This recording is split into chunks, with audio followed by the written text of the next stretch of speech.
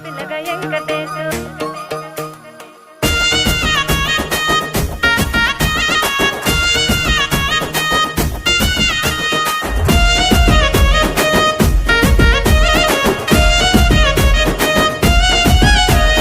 చిత్రాల మనసు నాది చిన్నగా పోతుంటావో చూడక పోతుంటావో ఇంట్లో చిన్నదాన్ని నేను చిత్రాల